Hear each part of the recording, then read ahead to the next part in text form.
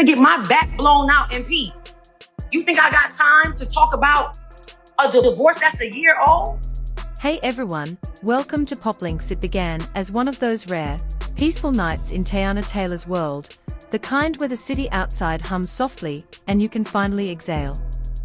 She was curled up on the couch, scrolling through her phone with a cup of tea in hand, enjoying the stillness. Aaron, her partner, was in the other room, saying he had to take a quick call. At first, nothing seemed unusual. She could hear his voice through the wall, calm, quiet, but there was something different about his tone. Softer. Warmer. Not the way he usually spoke on work calls or with his friends. She tried to brush it off. Maybe he was talking to an old buddy, maybe it was business. But the longer the call dragged on, the more her gut began to whisper. And she had learned from experience, when that feeling starts, it's usually right. When Aaron finally stepped back into the living room, phone still in hand, he was grinning at something on the screen. As soon as he noticed her looking, he slipped it into his pocket, though his fingers never left it. Even while she tried to talk to him, his attention kept drifting down, like he was waiting for another message. That's when the thought hit her, maybe she needed to see what was on that phone. She hated the idea. She wasn't someone who liked to snoop. But love can sometimes feel like being in a dark room, and sometimes you just need a little light to see whether you're safe, or if you should run. Her chance came sooner than expected. Aaron got up to grab a drink from the kitchen and, almost carelessly, left his phone face down on the coffee table. As soon as she heard the fridge door open, her heart began pounding. She reached for the phone, hands trembling. She knew the passcode. He'd told her months ago, back when trust between them felt effortless. The screen lit up. 4 taps later, she was in. At first, nothing alarming, group chats, casual texts.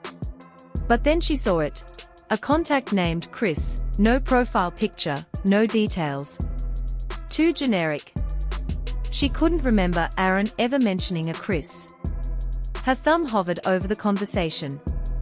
She told herself to put it down, but curiosity mixed with fear is a dangerous thing. When she tapped the thread, her stomach sank. Chris wasn't a man. The messages were from a woman, and not just any woman, but someone clearly close to him. Flirty emojis. Late night, wish you were here texts. And the one that made her freeze, last night was perfect. Can't wait for next time. Her mind started racing. Last night, Aaron had told her he was working late. She kept scrolling and found more. A coffee date selfie, a blurry picture of 2 hands intertwined. Then she saw Instagram DMs from someone else, with the same flirty energy, and on another app, disappearing messages. This wasn't a one-off mistake. This was a pattern. The sound of footsteps yanked her back to reality. She quickly locked the phone and placed it exactly where it had been, her palms icy. Aaron walked in, sipping his drink like nothing had happened. She forced her voice to stay even when she asked, "Who's Chris?" The pause was telling. He laughed lightly, almost too fast, and said it was just a friend. "A friend who sends you hearts at 2 in the morning," she shot back. His jaw tightened. "So you went through my phone." There it was, the classic deflection. Instead of answering, he was shifting the blame. The air in the room seemed heavier. He started pacing, muttering about trust and privacy, accusing her of crossing a line. But all she could see in her mind were those messages and those photos. The argument escalated quickly. She accused him of lying. He swore it was nothing. She said nothing doesn't look like that. He said she was overreacting. Then came a long, heavy silence. They just stared at each other, her eyes full of hurt, his expression unreadable. Was it guilt? Or anger at being caught? That night, she couldn't sleep. Aaron eventually slammed the guest room door, leaving her alone to replay their entire relationship in her head. She thought back to the beginning, the late-night talks, the laughter, the way he made her feel seen. She remembered brushing off past rumors about him, defending him when others warned her. She had chosen to trust him. Now she wondered if she had been trusting a version of him that never existed. By morning, things were worse. They barely spoke. She noticed he'd already changed his phone passcode. That small action told her everything she needed to know. Her friends noticed the shift in her energy immediately. Teyana was usually warm and open, but now she was quieter, shorter in her responses.